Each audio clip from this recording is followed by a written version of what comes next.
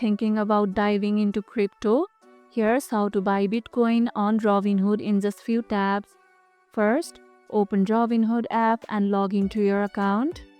Now tap on the magnifying glass icon at the top. This is the search bar.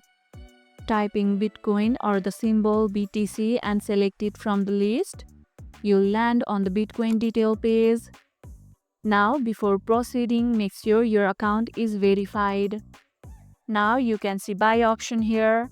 Tap buy, then choose whether to buy in dollars or by amount of Bitcoin. Enter how much you want to invest. Tap review, then swipe up to confirm your purchase.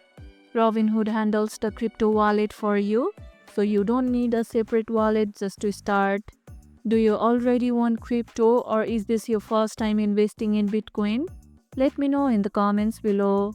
If this video helped, hit the like button, share it, subscribe and leave a comment.